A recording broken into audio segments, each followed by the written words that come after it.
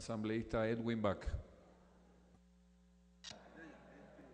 Gracias, presidente.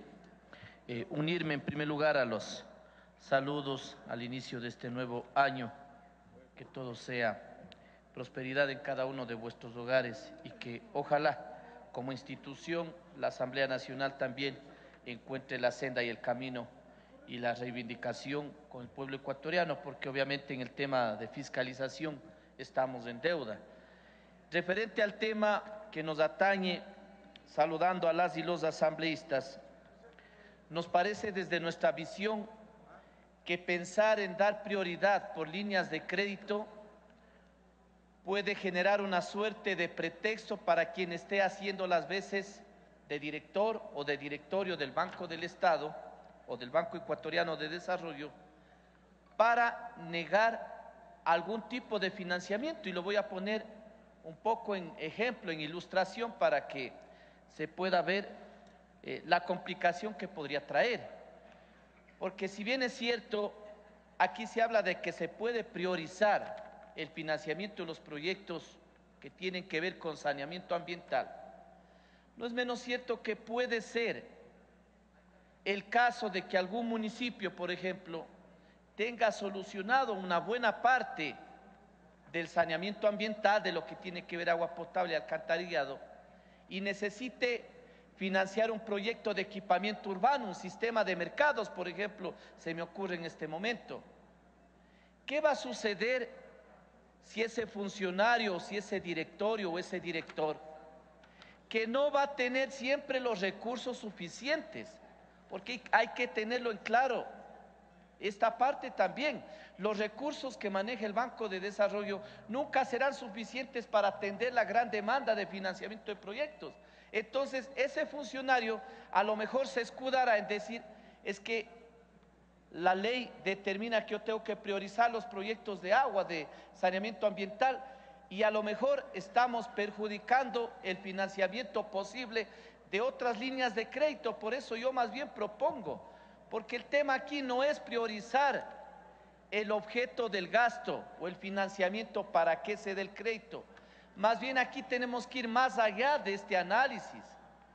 El tema aquí es priorizar la inversión pública, el financiamiento de los proyectos en las zonas menos desarrolladas del Ecuador.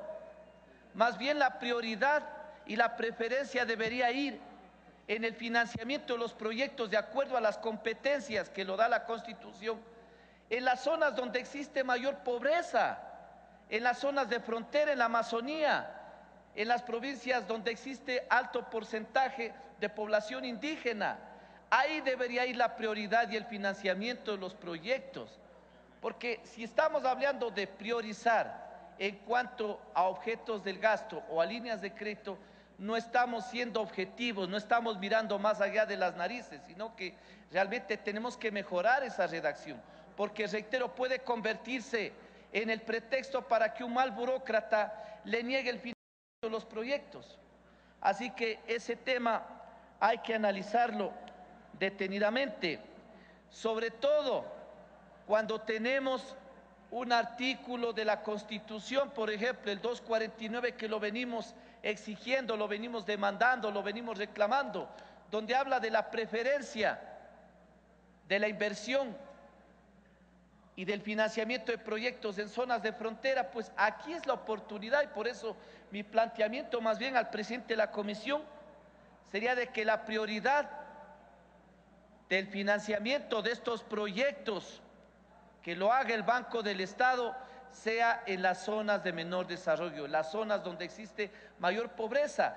Ya será la capacidad técnica de formulación de proyectos del gobierno parroquial, del municipio, el Consejo Provincial, el que le permita que acceda a ese tipo de financiamiento.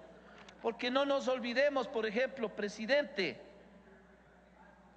yo poco retomando el tema anterior, y qué bueno que estemos debatiendo sobre algo que sí es de interés ciudadano, porque las juntas parroquiales o los gobiernos parroquiales son los gobiernos que están más cercanos a la población, conocen sus necesidades y tienen que dejar de ser esos meros y simples tramitadores de peticiones de obras ante los municipios, ante los consejos provinciales, para convertirse realmente en actores del desarrollo. Entonces, claro que estamos de acuerdo con que se incorpore dentro del directorio a los delegados de los gobiernos parroquiales rurales, no faltaba más, eso es un imperativo, pero la priorización de la asignación de recursos y el financiamiento no tiene, al menos desde nuestra perspectiva, que hacérselo por líneas de crédito, sino más bien priorizando la obra y el financiamiento en las zonas de menor desarrollo y exclusión que históricamente ha tenido el Ecuador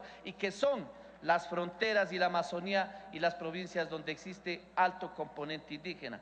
Por ello concluyo, presidente, haciendo esta invocación a la mesa respectiva para que se digne acoger más bien esta redacción que cambia un poco el análisis y el espíritu que tiene que tener el legislador en el debate para que esta reforma sea de verdadera ayuda para las juntas y los gobiernos parroquiales. Refiriéndome tal vez al tema anterior, presidente, en el cual le había solicitado el uso de la palabra, creemos de que tema de la licencia, que puede ser una formalidad, puede ser una aparente delicadeza, nos sigue preocupando porque realmente creemos que el gobierno nacional está haciendo un uso, un abuso de recursos humanos, materiales, económicos en una campaña política, y eso no debe existir. Creemos de que realmente el gobierno, y en este caso el candidato Rafael Correa, tiene que tener su licencia para que todos tengamos en apariencia por lo menos esa misma posibilidad de competir en iguales condiciones. Y tiene que ser una campaña de propuestas, sin tanta pintura, atentando al ornato de la ciudad. Yo me pregunto por qué en vez de tanta pintura no obsequiar a las escuelitas rurales, sin tanta bandera, ¿por qué no obsequiar delantales a los niños? Sin tantos afiches, cuando pudiéramos hacer cuadernos, libros. Debe ser una campaña realmente de altura, de propuestas, pero una campaña sensata en lo económico. Yo creo que el pueblo ecuatoriano no está para el despilfarro.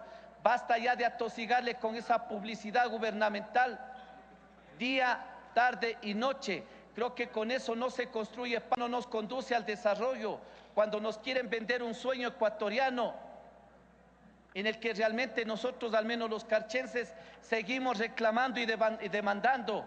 Cuando vemos que el presidente va 2 veces en los últimos 15 días, pero todavía sigue en lista de espera la ampliación del puente de Rumichaca, la ampliación de la vía Rumichaca-Ibarra, el anillo oriental y occidental de Tulcán, el paso lateral Huaca-Julián Andrade-San Gabriel, la variante Piquiucho-Cúnquer, obras que sobrepasan los 500 millones. Entonces no nos vengan a hablar del sueño ecuatoriano, porque los carchenses al menos todavía tenemos una pesadilla y sabemos que el gobierno está en deuda con las fronteras, presidente. Con el Carchi no se juega. Muchas gracias.